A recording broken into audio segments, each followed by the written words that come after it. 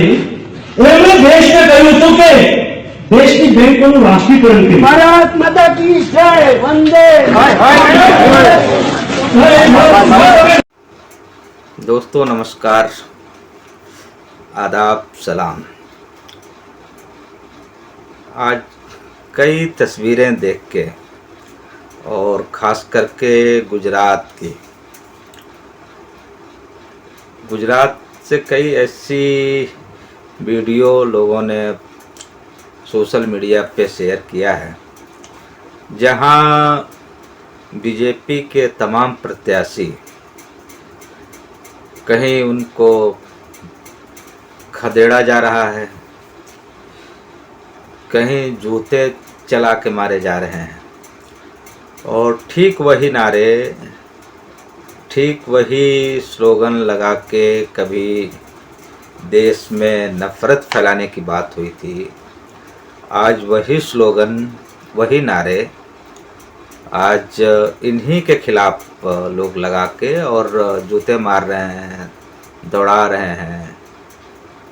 और सबसे ज़्यादा जो मुझे लगता है तकलीफ़ देह ये है कि गुजरात को एक मॉडल स्टेट के रूप में प्रस्तुत किया गया और देश में बताया गया कि गुजरात मॉडल आ जाएगा तो इससे देश जो है विश्व गुरु बन जाएगा। पहले 5 साल तो ये हुआ कि ठीक है, पुराने कुछ नियम थे, कानून थे, शायद उसकी वजह से हम काम नहीं कर पाए या टाइम कम था या जो भी हो, राष्ट्रभक्ति दिखाने का भी पूरा मौका नहीं मिला।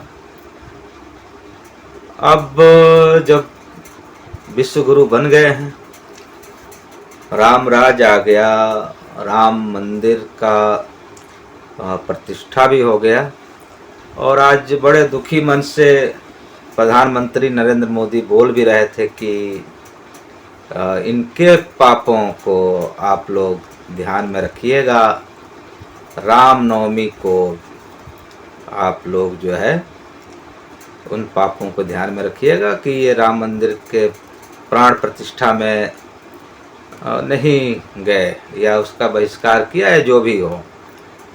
तो जो परंपरा और दूसरी जो चीज़ें निभा रहे थे, बता रहे थे, गिना रहे थे प्रधानमंत्री जी, अब कोई ये पूछ भी नहीं पा रहा था कि चूँकि एक तरफा संवाद होता है तो कोई ये भी नहीं पूछ रहा था कि भाई जिस हिंदू धर्म, हालांकि अब हिंदू धर्म नहीं बोलते हैं, सनातन धर्म बोलते हैं। सनातन धर्म भी पता नहीं कब तक बोलेंगे, लेकिन ठीक है, जो बोल रहे हैं, जो मार्केट में चल गया है उसी का है। और बाजारवाद है तो बाजारवाद में जो चल गया, जिसका सिक्का वो चल जाता है और बाकी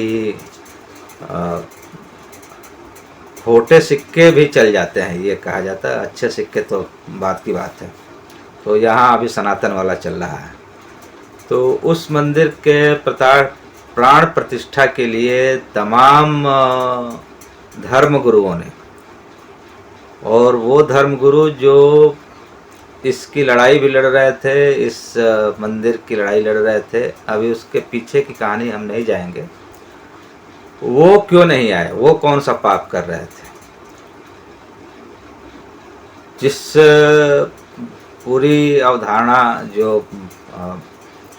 इस धर्म की है, जिसमें 4 शंकराचार्य, जिनको सबसे सर्वोच्च पद का माना जाता है, वो शंकराचार्यों ने किस तरह, क्यों और कैसे विरोध किया था, ये एक देखने की बात है।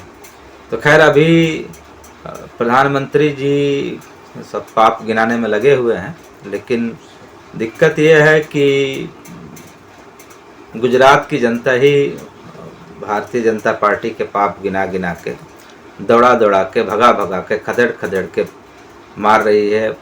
पुलिस वाले भी कुछ नहीं कर पा रहे हैं और ये जो उसको कर रहे हैं जो पूरी दुनिया में विश्व गुरु होने का डंका बजा रहा है, उसी के घर में आग लगी हुई है।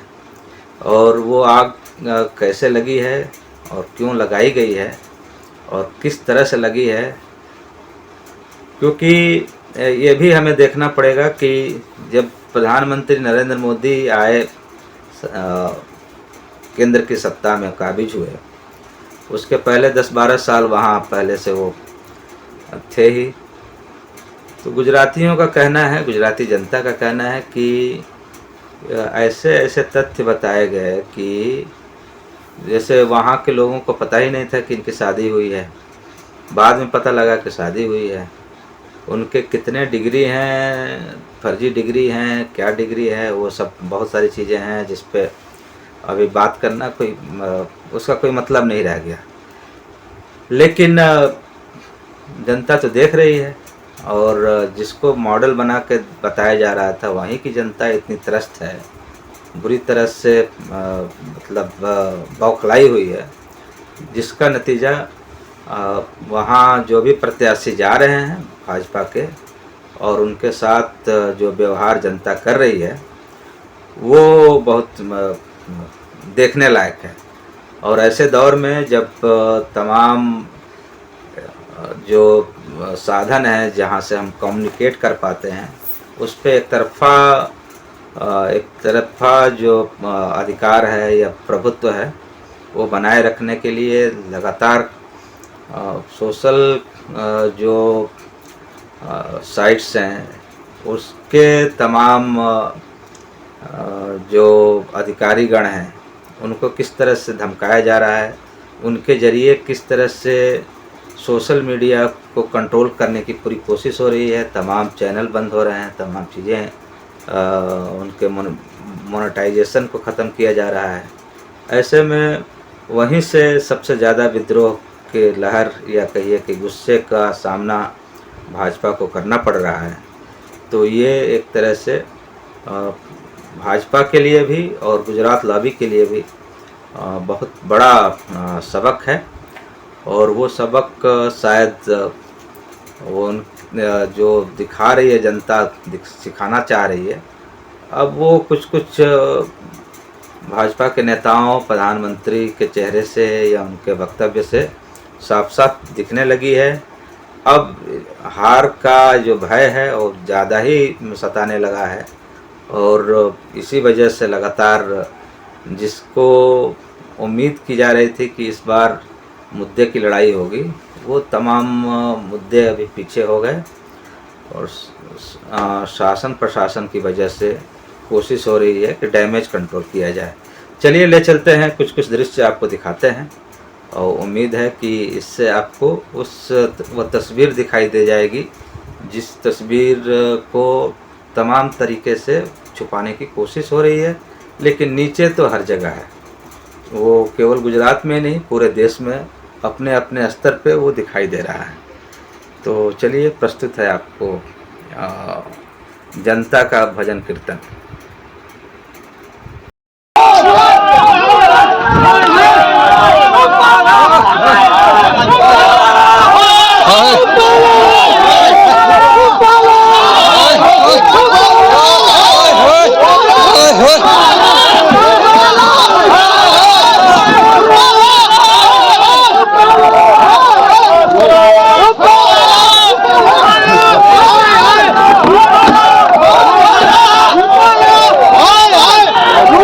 ત્યારે એમણે દેશને કહ્યું હતું કે દેશની બેંકોનું રાષ્ટ્રીયકરણ કર્યું। भारत माता की जय, वंदे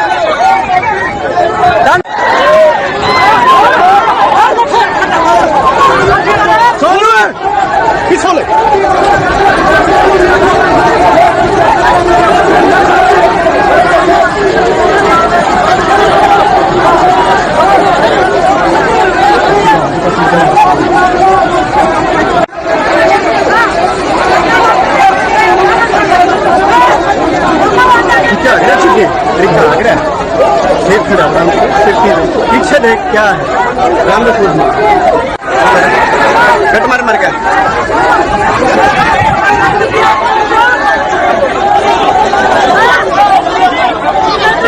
रिकॉर्डिंग चल रहा